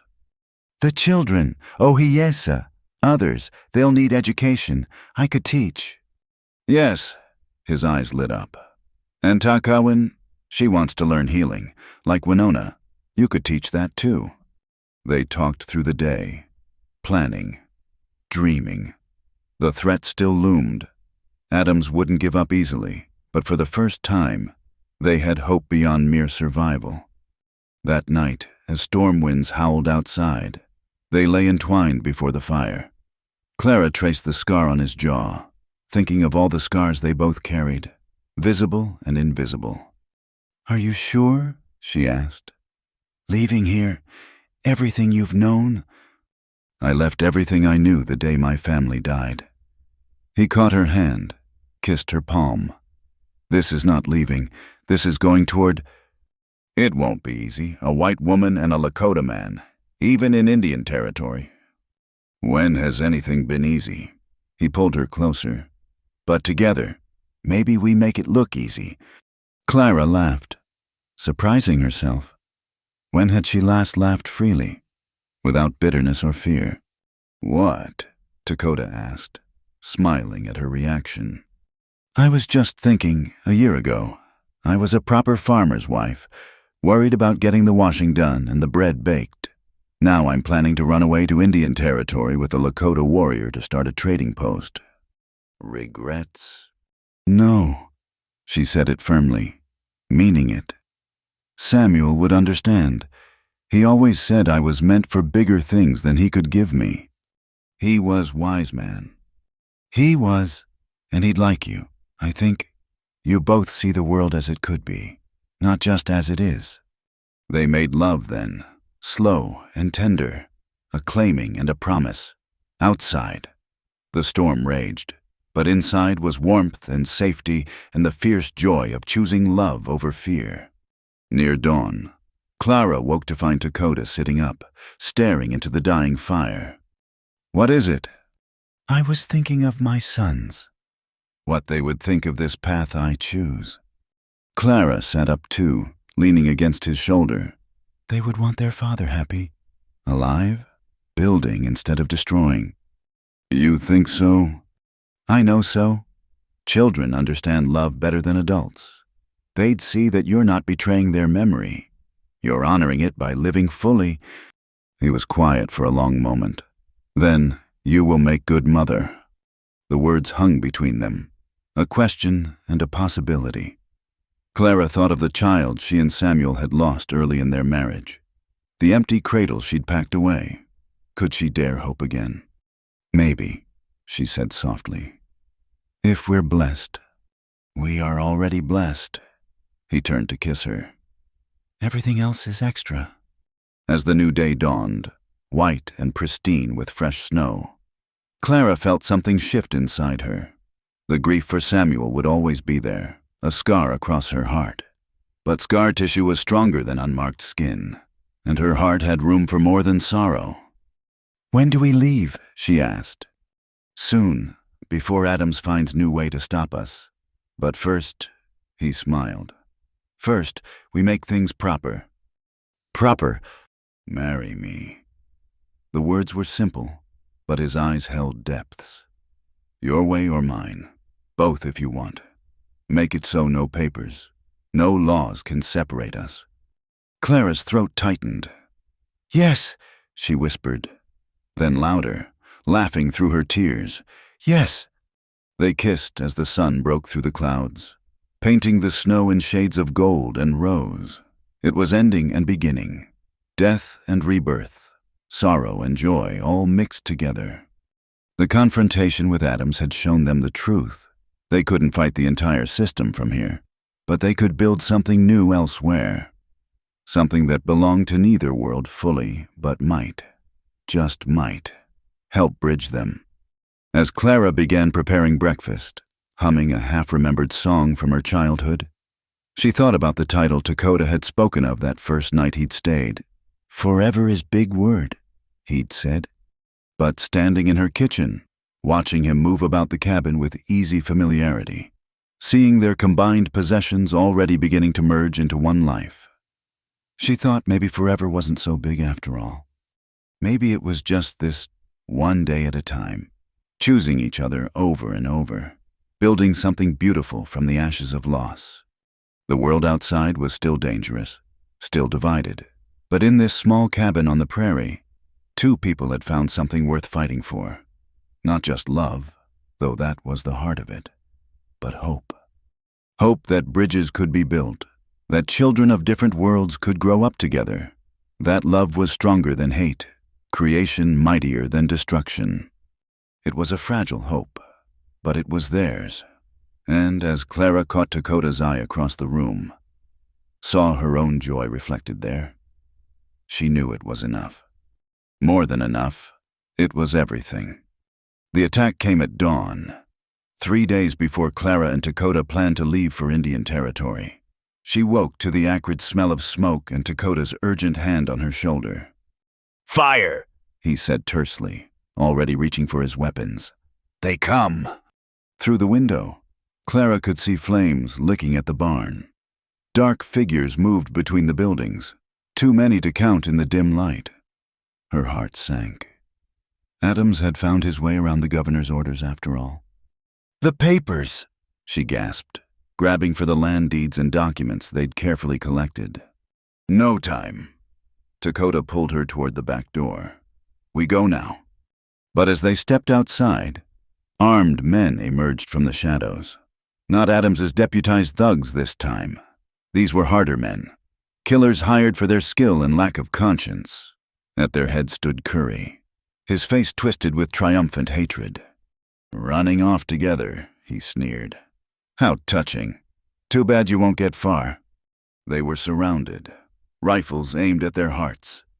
Clara clutched Lakota's arm, feeling him tense like a drawn bow. She knew he was calculating odds, looking for the slim chance that might let at least one of them survive. Adams doesn't know about this, does he? Clara said, stalling for time. Curry laughed. Adams is finished, under investigation, likely to hang for his land schemes, but that doesn't help you none. See, you killed my business partner tonight. Tragic how fires can spread. Clara understood with sick clarity. They'd murder her and Lakota, blame them for setting the fire that would conveniently destroy any evidence of their relationship. 2 birds with 1 stone, remove obstacles and cover their tracks. Say your prayers, Curry said, raising his pistol. That's when they heard it. War cries splitting the dawn air. Lakota warriors poured over the ridge like an avalanche. Winona's band coming to defend their own. Arrows whistled through the air, finding targets with deadly precision. In the chaos that erupted, Lakota moved. He shoved Clara behind the water trough, then launched himself at the nearest gunmen. The two men went down in a tangle of limbs, fighting for control of the rifle. Clara grabbed the Spencer, trying to find targets in the melee. Warriors and gunmen clashed in desperate combat. She saw Takawan among the fighters, wielding a war club with fierce determination. Even young Ohayesa was there, staying behind cover but throwing stones with surprising accuracy.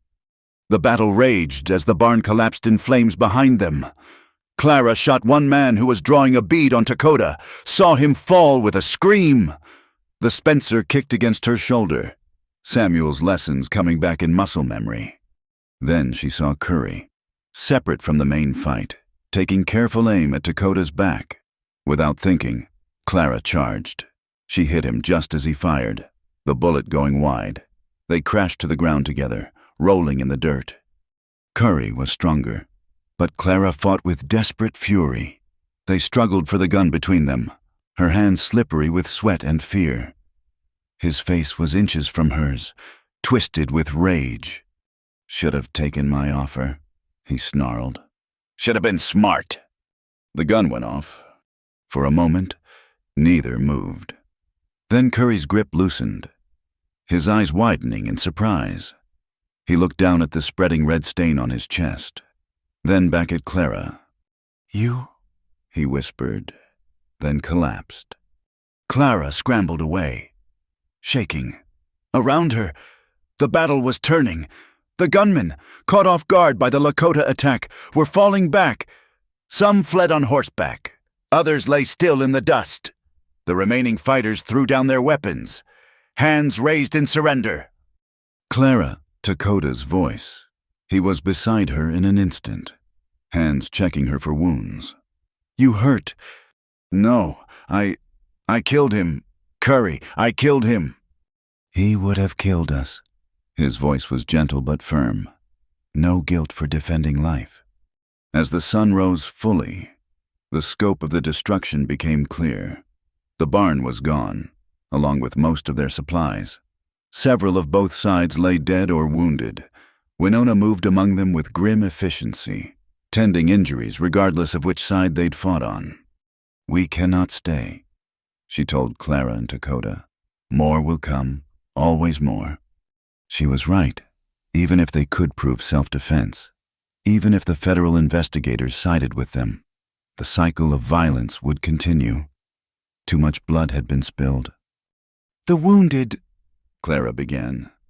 "We take our people, leave theirs for town to find." Winona's voice was hard. They made their choice. As they prepared to leave, Clara looked back at the homestead. The cabin still stood, but it felt empty now, like a shell abandoned by its creature. Samuel's grave lay peaceful on the hill, untouched by the violence below. "I'm sorry," she whispered. "I tried." Lakota's hand found hers. He would understand, would want you safe. They left within the hour, a ragged procession of survivors. Clara rode behind Lakota, her few salvaged possessions in a pack. Around them, the Lakota band moved with practiced efficiency, erasing signs of their passage. For days they traveled, following hidden paths through the Badlands. At night, they made cold camps, afraid to light fires that might draw pursuit. Clara learned to sleep in the saddle, to read the land like the others did, to find water where none seemed to exist. On the 5th day, as they paused at a hidden spring, a scout brought news. Sheriff Adams was dead, found hanging in his jail cell. Suicide, they said, though many suspected murder. The federal investigation had uncovered a web of corruption stretching all the way to Washington. Land grabs, forged documents, murdered homesteaders. The scope was staggering. "Changes nothing for us," Lakota said when he heard, "Men like Adams, like Curry, always more waiting." But Clara heard something else in the news. If the corruption was that widespread, that documented, then perhaps The land in Indian Territory, she said suddenly. If the federal government is cleaning house, trying to restore some legitimacy, they might honor those deeds. Winona looked skeptical, but Dakota's eyes lit with possibility. Worth trying. Better than running forever. They changed course, heading for the territorial boundaries. The journey was hard. Autumn was giving way to winter, and the cold bit deep. But there was hope now, fragile but real. One night, as they camped by a frozen stream, Clara found herself sitting with Takowin and some of the other women. They'd accepted her more fully since the battle, seeing her fight for their people. Now they taught her things. How to make pemmican that would last through winter. How to read weather signs. How to find medicine plants even in barren ground. "You are strong," Takowin said in her improving English. "Dakota chose well." I think I chose him as much as he chose me, Clara replied, making the women laugh. Yes, this is how it should be. Equal choosing. An older woman named Maka nodded approvingly. Too many men think they do all choosing. Makes for unhappy lodges. As they talked and worked, Clara felt something she hadn't experienced since leaving Ohio. The warmth of community, of belonging. These women had lost as much as she had. Some more, yet they endured, supported each other, found reasons to laugh. I want to learn, she said impulsively. Everything, language, customs, medicine. If I'm to be part of the people, I should know the ways. The women exchanged glances, and Winona smiled. Good, learning starts now. They reached the territorial boundary on a day when snow fell like feathers from a gray sky. The crossing was marked by a simple sign and a small guard post.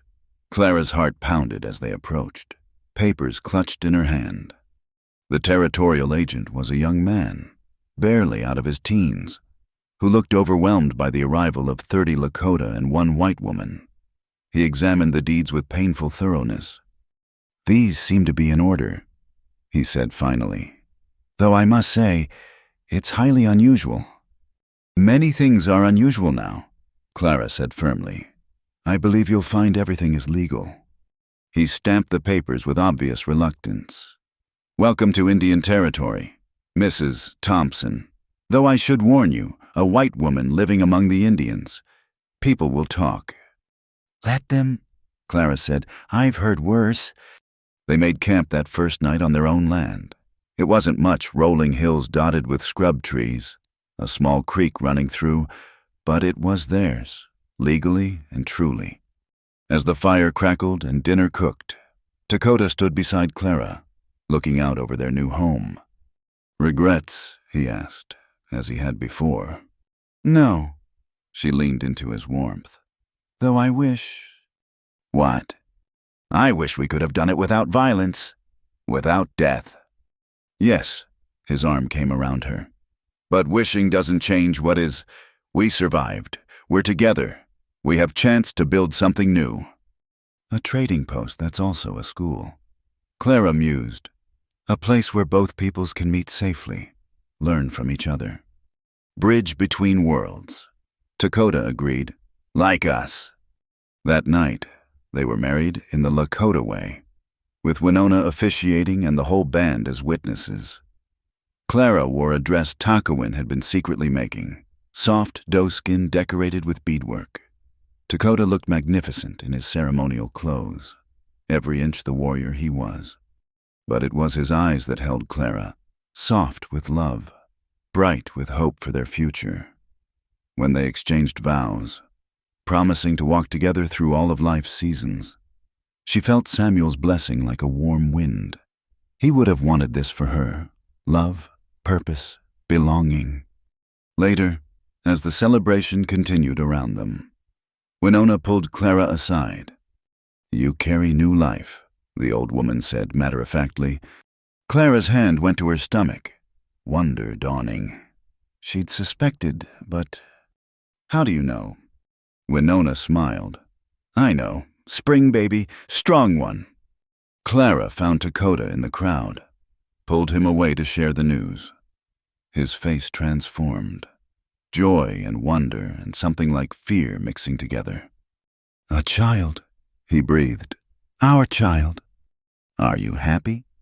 For answer, he lifted her off her feet, spinning her around while she laughed and protested. When he set her down, his eyes were bright with unshed tears. Happy is small word. He said, this is miracle, second chance, for both of us. They stood together, hand in hand, looking out at the land that would be their children's inheritance. It wasn't the life either had planned, wasn't the easy path, but it was theirs, won through blood and tears and courage. What do we do now? Clara asked. Now, Dakota smiled. Now we build, we teach. We show that different peoples can live together, learn from each other. We make a place where our child can be proud of both heritages. It won't be easy. No, but the best things never are. As the celebration wound down and people drifted to their lodges, Clara and Dakota sat by the fire, planning their future. The trading post would be built near the creek, where travelers naturally stopped. The school would start small, Ohayesa and a few other children, but would grow. They would prove that cooperation was possible, that the cycle of violence could be broken. It was a big dream for two people who'd lost so much, but as Clara felt the first flutter of new life within her, as Dakota's hand covered hers in promise and protection, she knew they would succeed. They had to, for their child, for all the children who would come after, they would build that bridge between worlds. The stars wheeled overhead, the same stars that had witnessed their first kiss, their first promises. And Clara remembered Dakota's words from what seemed like a lifetime ago. No, you can rest beside me under the stars. She was home. Spring arrived with a rush of wildflowers and the cry of Clara's newborn daughter. They named her Sarah Winona. Sarah for Clara's mother. Winona for the wise woman who had delivered her into the world. The baby had her mother's green eyes and her father's dark hair, a perfect bridge between two worlds. The trading post was nearly complete, its log walls sturdy against the prairie winds. What had started as a simple structure had grown into something more, a general store, a meeting place, and yes, a school. The main room held goods from both cultures, blankets and beadwork alongside fabric and tools, herbs next to patent medicines. She's beautiful, Rosa said, cradling the baby during one of her visits. She'd married Miguel and they'd moved to the territory, running a small freight business that supplied Clara's store, a true child of the frontier. Clara smiled, tired but content. Through the window, she could see Dakota teaching Ohayesa and several other children to track deer. The boy had grown tall over the winter, his English now fluent thanks to Clara's lessons. How's business? Rosa asked. Better than expected.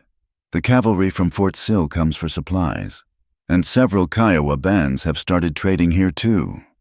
Word spreads that we're fair. It hadn't been easy. Some whites refused to trade at a store run by an Indian lover. Some Lakota distrusted any white-run business, but slowly, carefully. They'd built a reputation for honest dealing and neutral ground.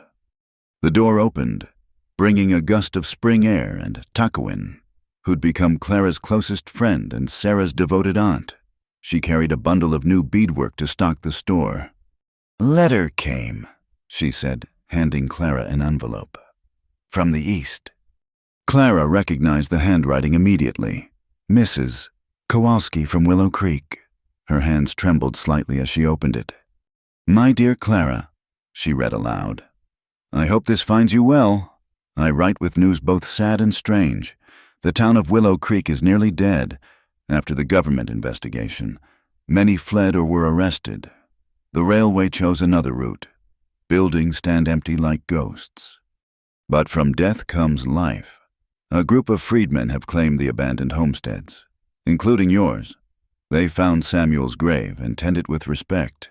Their leader, A preacher named Josiah Washington asked me to tell you they will honor the land and its memories. I am too old to start again, so I stay and run my boarding house for the few travelers who pass. But I am glad to know you found peace and purpose. Give my regards to your husband and kiss your baby from her Babcia Kowalski." Clara wiped her eyes, emotion overwhelming her. The old life was truly gone, but in its place, something new grew. "The circle," Takawan said softly. "Always turning, loss becomes gift."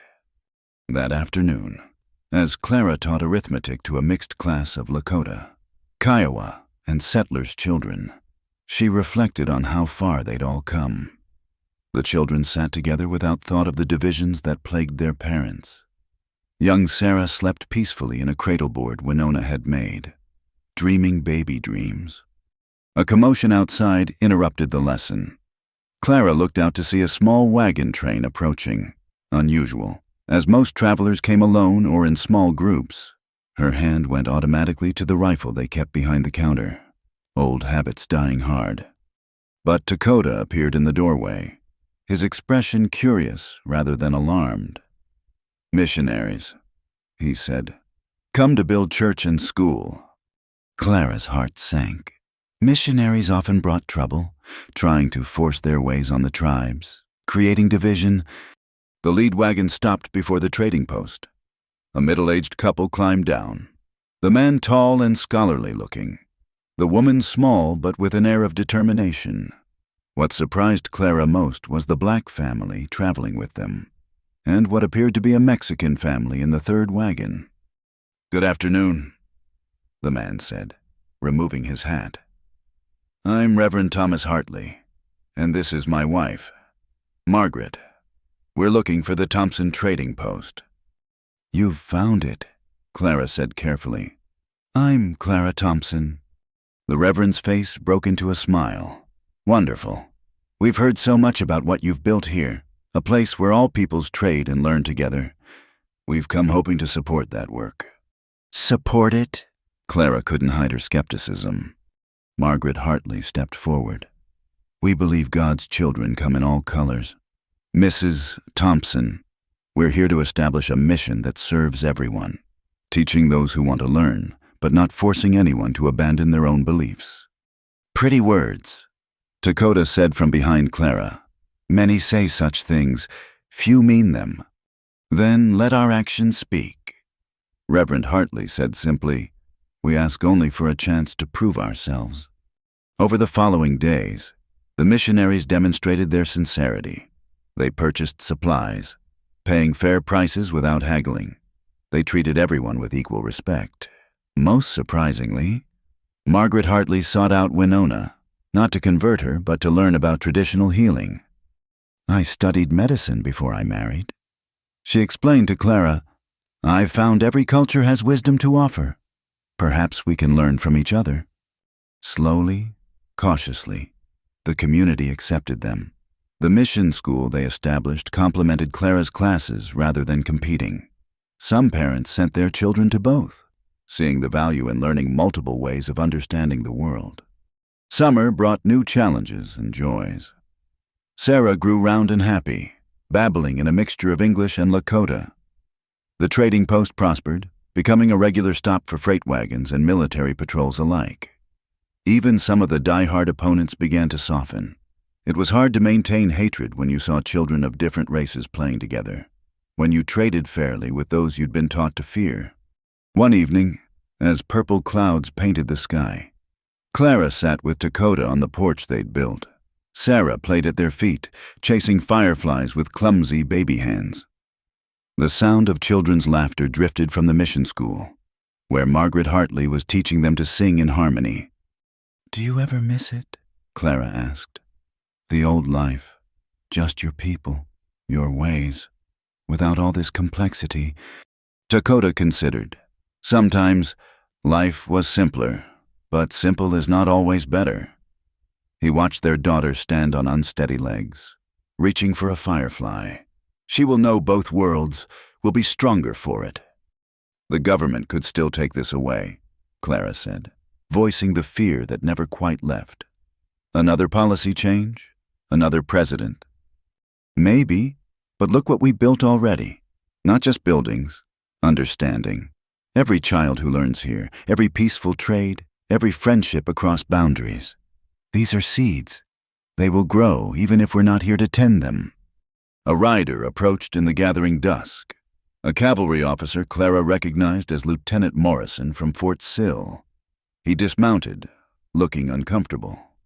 Mrs. Thompson, Mr. Dakota, I have news from Washington. Clara's heart clenched, but she kept her voice steady. Good news or bad, Lieutenant? I suppose that depends on your perspective. He pulled out an official document. The Bureau of Indian Affairs has designated your trading post as an official agency for distributing government supplies to the tribes. It comes with a salary and federal protection. Clara and Dakota exchanged shocked looks. Why us? Because you've proven it can work. Peaceful cooperation, fair dealing, education without forced conversion. Morrison smiled slightly. Also, Major Harrison has been promoted to general. He specifically recommended you. After Morrison left, Clara and Dakota stood in stunned silence. Federal recognition meant security they'd never dared hope for. It meant Sarah could grow up here safely, that the school could expand, that their bridge between worlds had official support. We did it, Clara whispered. We actually did it. No, Dakota corrected, pulling her close. We started it. Now the real work begins. As if in agreement, Sarah toddled over and wrapped her arms around their legs, babbling happily. They stood together, a family forged from loss and hope. Looking out at the community they'd built, the trading post glowed with lamplight as people gathered for the evening meal. Lakota and Kiowa, settlers and soldiers, former slaves and Mexican traders, all sharing food and stories. Children ran between the tables, their laughter a universal language. Clara remembered that desperate night when she'd begged to work, to prove her worth through endless labor. And Dakota's gentle refusal, no, you can rest beside me under the stars. She understood now what he'd really been offering.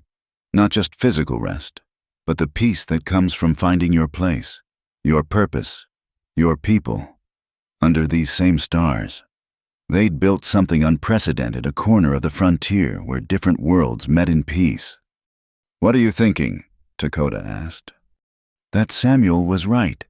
I was meant for something bigger than I knew. She looked up at him.